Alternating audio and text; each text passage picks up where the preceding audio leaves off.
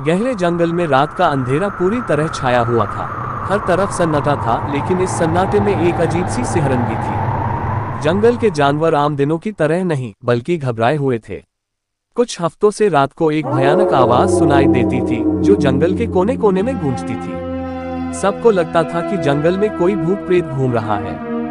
लोमड़ी, जो जंगल की सबसे चालाक जानवर थी, ने सोचा कि इस रहस्य को सुलझाना होगा। मगरमच्छ हमेशा की तरह डरा हुआ था और तालाब के पानी में खुद को पूरी तरह से छिपा लिया था। बंदर, जो मस्तीखोर था, इस अजीब माहौल में भी मजाक करने की सोच रहा था। उसने ठान लिया कि वो खुद इस डरावनी आवाज का राज बनेगा और सभी को डराएगा। बंदर ने रात के अंधेरे में एक पुरानी गुफा के पास जाकर एक पुराना चिथड़ा लपेटा और उसमें झुनझुने बांध लिए। जैसे ही आधी रात का समय हुआ, उसने भूतिया आवाज में चीखना शुरू किया, हू हू हा हा।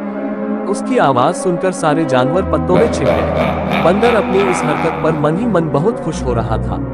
लेकिन इस बार कुछ अलग हुआ। जैसे ही बंदर ने आवाज लगाई, अचानक उस गुफा से एक असली भूतिया आवाज आने लगी। बंदर हक्का बक्का रह गया। उसे लगा कि यह उसकी भी आवाज है, लेकिन वो आवाज और करीब आती जा रही थी। अब बंदर को असल डर महसूस हुआ। वो पेड़ पर चढ़ने की कोशिश करने लगा, लेकिन उसके हाथ कांप रहे थे। तभी लोमड़ी और मगरमच्छ, जो पहले से ही बंदर की चाल समझ चुके थे, उसे सबक सिखाने के लिए वहां पहुंचे।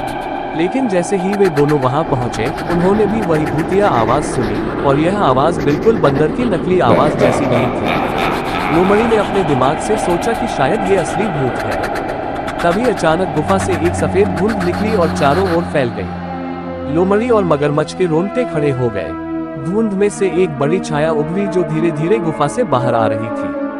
बंदर ने डर के मारे अपनी आंखें बंद कर ली, लेकिन तभी उसने महसूस किया कि छाया उसके बिल्कुल पास आ गई है। जैसे ही तीनों जानवर डर से जड़वत हो गए, वो छाया एक भयानक ठहाका लगाते हुए बोली, जो भी इस जंगल में मजाक करेगा, उसे इसी गुफा में कैद कर लिया जाएगा।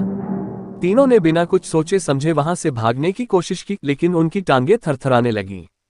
आखिरकार लोमड़ी ने अपनी हिम्मत जुटाई और पलट कर देखा। तभी वो देखती है कि वो छाया धीरे धीरे गायब हो रही है। दरअसल ये धुंध और छाया एक प्राकृतिक घटना थी, लेकिन अंधेरे और बंदर के मजाक के कारण सबको असली भूत प्रेत लगने लगा था। बंदर ने डर के मारे सबको सच बता दिया कि असली आवाज वो ही निकाल रहा था।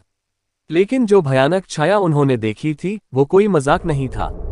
आज भी उस गुफा के पास से कोई नहीं गुजरता, क्योंकि कभी कभी वहां से अब भी वो ठहाका सुनाई देता है, हू हू हा हा।